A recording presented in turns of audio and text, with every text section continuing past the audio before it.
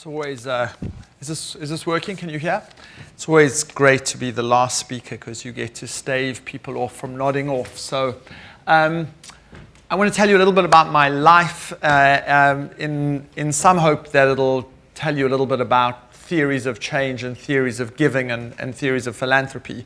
I'm South African. I cut my teeth in the anti-apartheid movement. I first organized amongst mothers whose children had been abducted and disappeared, then worked as the executive secretary of the Truth and Reconciliation Commission alongside with Desmond Tutu for a very intense period of my life, and then founded an organization called the International Center for Transitional Justice, which did this work globally, tried to help countries deal with a painful past and steer a path towards accountability and reconciliation and justice.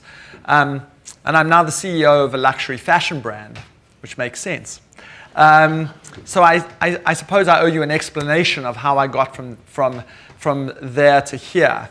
And in some ways, having established the International Center for Transitional Justice, having worked in 35 countries around the world, having raised $100 million in the process and having grown it to a staff of about 200 people at the high point, there were two crucial things that happened. One is we won the Skoll Award for social entrepreneurship, and I started hanging out in Oxford with social entrepreneurs.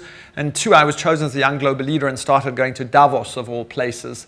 And in both of those places, I started to encounter people who were using the power of the market and the power of entrepreneurship to achieve social change. And as a human rights lawyer who came from South Africa, I was very accustomed and had grown quite adept at using the power of philanthropy to try and achieve social change. So at the high point at ICTJ, we were raising $20 million a year to support the organization. And here I found myself amongst a group of people who were trying to build businesses that could build and sell insecticide-treated bed nets as a way of avoiding malaria, people who were using microfinance in order to build wells, in order to be able to give women potable water. And they were using the power of markets and entrepreneurship to try and achieve social change, not just relying on philanthropy. And I hasten to add, before I go any further, nothing that I'm going to say tonight should be taken as suggesting that there is a preferable model to change the world. NGOs and philanthropy play an absolutely pivotal and indispensable and irreplaceable role. For-profit businesses play a very important role, and social enterprises which seek to marry and merge those two worlds play a crucial role. I'm going to tell you about one model, but I don't suggest that it's preferable to any other that you've either heard tonight or may be interested in yourself. So having seen the power of markets and having come from a world in which we worked on human rights and accountability, I then almost by happenstance read a book by a man called Ashutosh Varshney who looked at ethnic conflict in India. And Ashutosh tried to answer a rather deceptively simple question. Why was it that certain cities in India, which had the same economics and the same demographics, had very variable levels of violence? Some had very high levels of violence and some had very low levels of violence. He does 60 years of field work. He had 60 years of data, 12 years of field work. He writes this book, and essentially his answer is associational life. And what does he mean by associational life? He says the cities in India which have the lowest levels of Muslim and Hindu conflict have the highest levels of Muslims and Hindus in parent-teacher associations, in cricket clubs, and in businesses working side by side. Now this is stunningly intuitive and rather obvious that if you spend every day interacting with people from what could be the opposite side of conflict, you're less likely to be roused to arms and encouraged to kill them by demagogues who are trying to do so for their own political purposes. And at that moment, a light went off in my head, and the light said something, to the extent that lights can say things. It went something as follows. If we could find small businesses in developing economies, and we could grow them and make them more productive, and we could allow them to become more profitable and to increase employment, and we could find businesses which had a particular character, we could also simultaneously build stability in communities that in my prior life I had witnessed as places of conflict. And so I tried to think of a model which said, let's try and find three kinds of businesses. Businesses that bring people together from opposite sides of conflict and house people under the same roof. Businesses that focus on employing and empowering women, because we all know if you give women the status and resources that come with the job, they have a peace influence on men. And businesses that work on poverty alleviation in instances where an absence of employment or of opportunity have caused people to take conflict-related tasks as their option, as opposed to the dignity and stability-oriented tasks that come with a stable job. And at that point, I really thought, well, what's the model to do this? How would you go about doing this? And we looked around the world and looked at all the different verticals that you could do it in, and came up with the idea of building a brand and a fashion brand, because the idea was if you could source goods from businesses that met these criteria and source goods in a way that gave people greater value for the work that they undertook and therefore gave them more profit and gave them greater opportunity to expand profitability and sell those in markets where there were greater resources, we would be able to achieve all the developmental goals that we hope for, but also some of the peace goals. So I'm going to tell you a little bit about this model and hope it invites a conversation. So there are two ways in which this model works. There's a not-for-profit organization called Nest, and Nest is an organization which seeks to find artisans, assess their needs, and provide them with the assistance they need in order for them to be market ready. And on the other hand, there is a brand that buys from artisans who have been provided with training and support and infrastructure by Nest. And the concept is really quite simple, that you need a not-for-profit fund that's able to get artisans to a point where they can sell, and then you need a brand that produces value and that can sell in order for those people who have been trained to have a sustainable income. And the marrying of those two models is what makes the model sustainable and what produces value. So Nest says training and market access equals sustainability. It provides training, it helps retail partners get market access, and it focuses on producing sustainable businesses.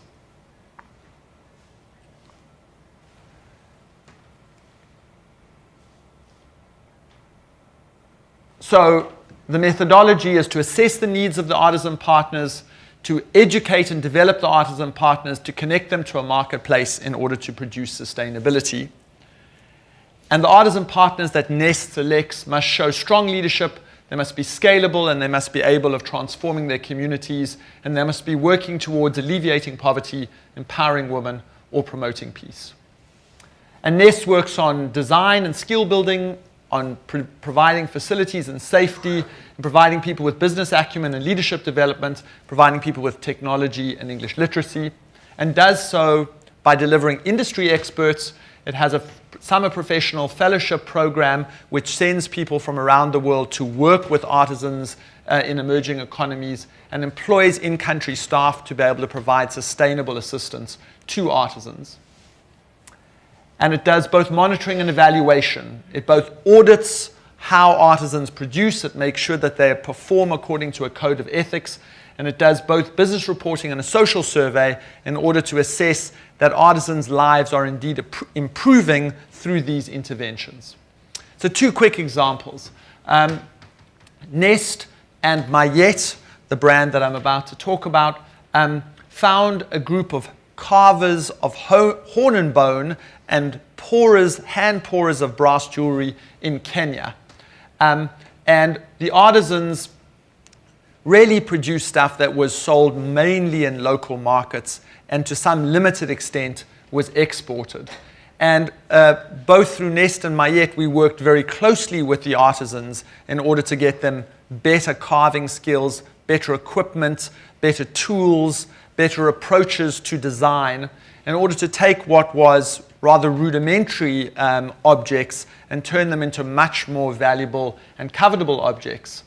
And in order to take a circumstance in which Anton our key artisan partner, was working in a very rudimentary and extraordinarily unsafe workshop attached to his house to build a full, complete workshop with tools, with polishing equipment, with a range of providing him with all the assistance that he needed in order to produce much, much more valuable jewelry. And the jewelry that he was able to produce by the end of this process was, depending on the particular piece, 7 to 20 times more valuable than the jewelry that he was producing to start with. Another project that we're working on that we're incredibly excited by is a project in Varanasi, India. As you may know, Varanasi is a city on the Ganges. It's the oldest continuously inhabited city on earth. It is the home of hand weaving in India, a 500-year-old tradition. Some of the most valuable, covetable, beautiful weaving occurs, hand weaving occurs in Varanasi. And about 20 years ago, very savvy Chinese business people identified the value in this hand-woven silk, built a series of factories on the border, made the silks in cheaper products, copied the jacquards, and started selling them both globally but back into India. As a result, 90,000 hand weavers are unemployed in Varanasi, and an incredibly beautiful, covetable cultural resource risks becoming extinct.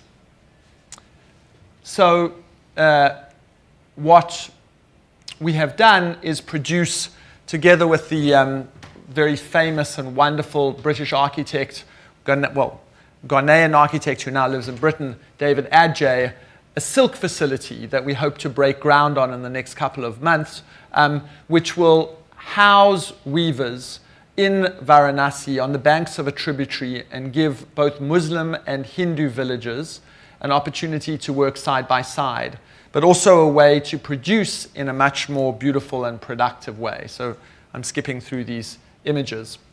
Okay, so two quick examples of interventions through Nest of both carving in India and silk weaving in India. But in order for this to work, you need a brand. People need to buy the goods, and you need to produce a covetable and desirable brand.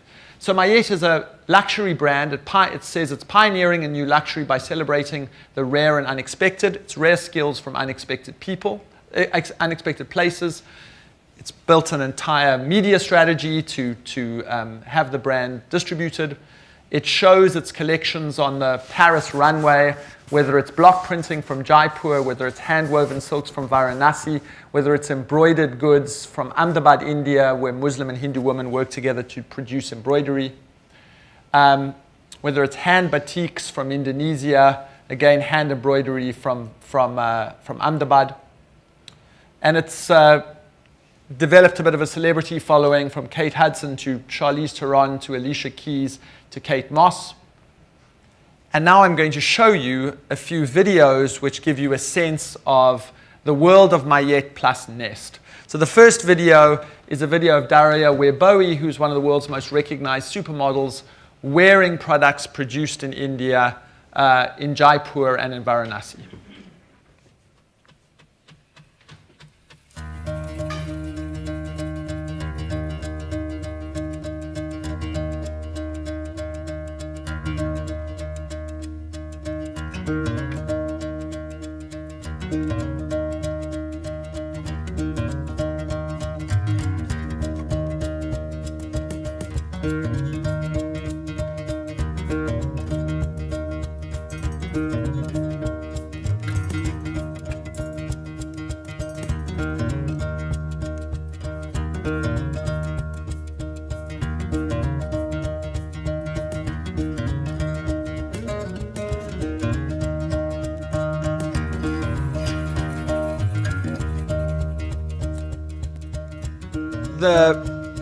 The next video shows batik being applied in Indonesia. These batiks are taken from stained glass windows in Peruvian cathedrals, which is part of Mayet's Spring-Summer 12 collection.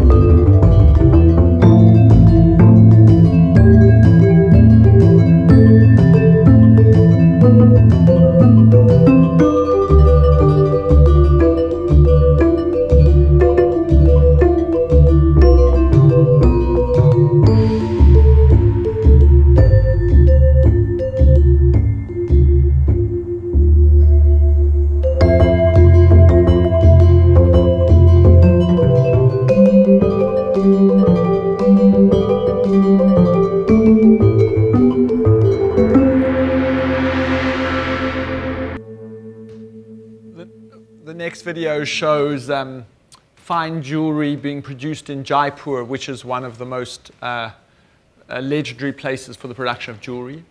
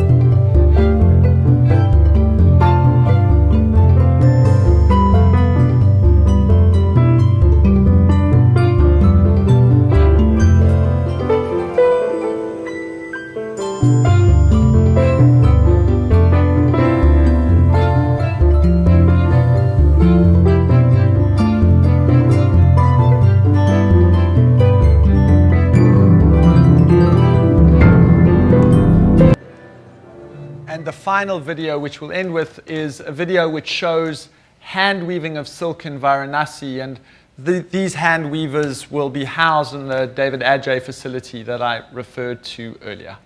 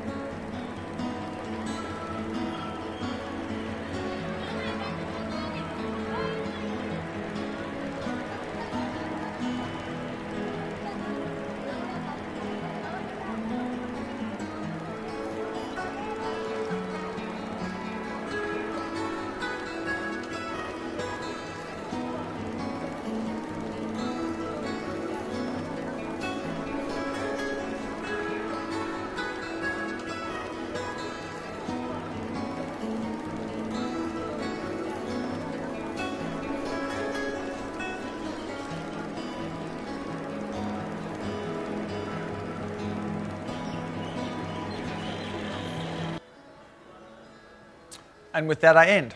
Thank you.